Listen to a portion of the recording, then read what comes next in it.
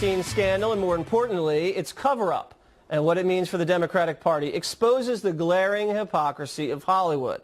Take Hillary Clinton. It took her 5 days to respond to the allegations. I was just sick.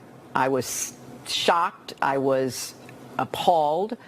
It was something that was just intolerable in every way. And, you know, like so many people who've come forward and spoken out, this was a different side of a person who I and many others had known in the past. But she still calls him a friend. Would you have called him a friend? Yes, I probably would have. And so would so many others. You know, people in Democratic politics for a couple of decades appreciated his help and support. So what happens to his political donations? Would you give the money back? Well, there's no one to give it back to. What other people are saying, what my former colleagues are saying, is they're going to donate it to charity. And of course I will do that. Joining me now, Fox News contributor Tomi Lahren. What do you mean there's no one to give it back to? You just write Harvey Weinstein on a check and send it back to Hollywood, right, Tomi? Oh, we know that Hillary struggles with some of these things, especially when she's put in that position. But, Jesse, the funniest thing about her comment there is that she finds this intolerable. You're still married to Bill. Apparently, you don't find these things that intolerable. Do you believe her when she says that she had no idea about Harvey Weinstein? Oh, come on. And when she just admits it. She said, we've known each other for decades. I considered him a friend. Many others in the Democratic Party considered him a friend. Of course she knew about it. Everyone knew about it. They knew about it, and they kept quiet because it didn't fit the narrative. It didn't fit the agenda. It didn't fit their idea of what Hollywood is supposed to be, and that is be quiet and let them do what they want to do. Now, how much damage do you think this does the Democratic Party? Because Weinstein and his money infected everybody at all levels, and now there's a little bit of a cover-up going on among possibly the board of the Weinstein Company, people at Amazon who knew about some of these allegations. Do you think the Democrats suffer from this at all? You know, I don't think that they're going to suffer. I don't think they're going to have to take accountability for this or own up to this unless we hold their feet to the fire and make them and discuss this with them and show the hypocrisy like we're doing right now, because otherwise they're going to sweep this under the rug. They're going to say, oh, it was just a bad apple. I'm waiting for more to come out. We're now seeing it at Amazon as well. Let's see more of these folks that are in the liberal elite. They're in these Hollywood circles. Let's see some more people come out, because I have a feeling we're going to see so much more in the next couple weeks. Yeah, I mean, every day there's another allegation, and then there's another allegation of a cover-up. Speaking of, Ronan Farrow, who broke part of the story for The New Yorker, was on MSNBC and was asked about, you know, why didn't NBC run with this story when he was there? This is what he said.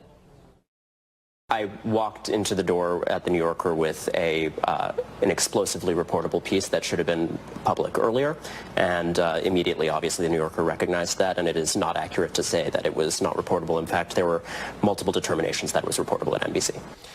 So I'm not saying that NBC News covered the story up, but it's very suspicious because NBC has a lot of deals with the Weinsteins, you know, through Bravo, through NBC Universal, and the fact that they sat on this, didn't do anything with it, it broke in the Times and then it broke right away at The New Yorker, makes people think, you know, was NBC trying to hide something to preserve some moolah?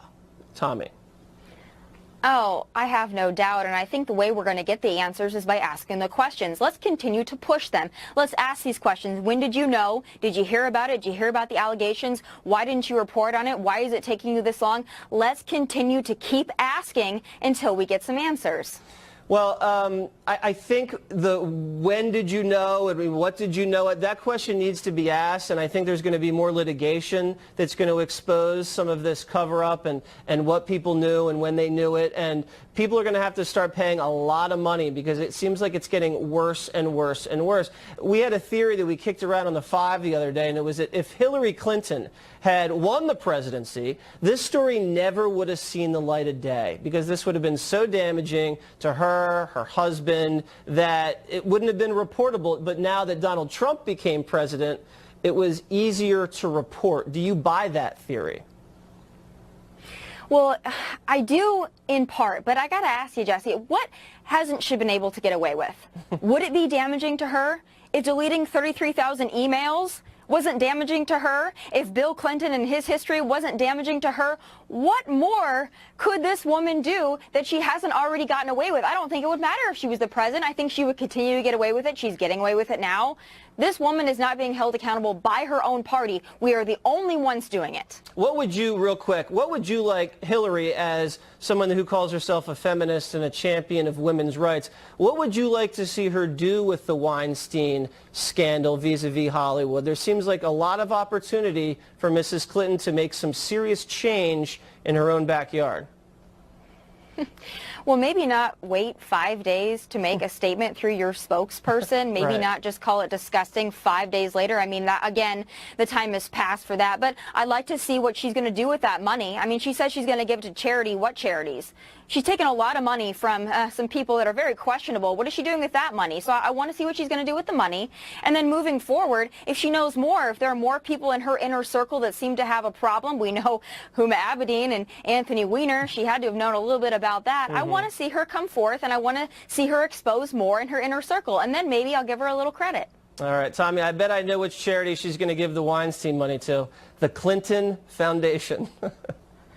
All right, I got to run. That's a safe bet. Thank you very much, Tommy. As somebody who's participated over the years, I have to tell you, I learned so much, especially about micro-managing, micro-budgets in India. I mean, and how these women who were oppressed built companies. It's an incredible experience, and I just hope that for the audience out there, they do participate and they do support, you know, because it's amazing to have it. Mr. President, thank you for being my guest tonight. I can't thank you enough for doing this. It's incredible. And as I said, I always learn amazing things from you.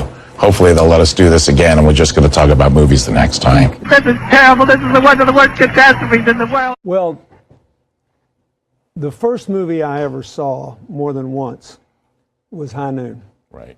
And I was still living in Hope, Arkansas when it came out. I was 6 years old. You could go to the movies for a dime, and I'd get 20 cents. So I could buy, I think you could get a Coke and a candy bar or something for a nickel each then. And I bet I've seen it 25 or 30 times. The only other movie like that in my life that I just see over and over and over again and never get tired of is Casablanca. Well, you know, High Noon was a movie directed by Fred Zinnemann and produced by a very political producer, an activist named Stanley Kramer. Actually, they have an award, the Stanley Kramer Award, even today, because of the movies like Judgment at Nuremberg and movies that he made of that Fabulous nature. movie. Did you know, you know what I mean, at the time, I mean, I guess as not No as a clue. kid, later on, did you realize that that Yeah. was an anti-McCarthy movie? Yes, I did later on when I read some books about the movie, and you know, I figured if I was going to see something 20 or 25 times, I ought to know more about it. But I liked it because it wasn't your standard macho Western. Gary Cooper was scared to death, all alone. He did the right thing anyway. So Did you ever feel, you know, when you were the president, that you also were the sheriff, abandoned? I mean, as Gary Cooper Sometimes. is, and that all the townspeople run and hide, and there you are to face the enemy all by your lonesome? Sometimes. But, you know, it's really important when you're president.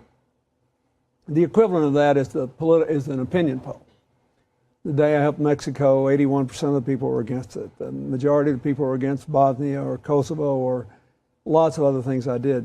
You have to ask yourself, where's it going to come out at the end? When Gary Cooper rode out of town at the end, they were happy. They were glad to be rid of Frank Miller and his gang. It's the same thing. Exactly. Now, if I were to make a movie about your life, who would you want? And don't worry, you can name any actor. We won't tell anybody. Who would you want to play you, Mr. President? Gosh, I don't know. I don't know. I would trust your judgment more than mine on that. Brad Pitt? George Clooney? Too good looking. George Clooney is at least more my size. Right, and not that good looking And either. no, too good looking. But you know, you could put bulbous things on his nose. You could do makeup with him. And He was great. His movie last year was great. You know, his Hawaii movie. What was the name of the movie? Descendants. It's fabulous. Right. He was so good in it, so real. I thought it was great too. And Hillary, who would you play Hillary in this movie? Meryl Streep.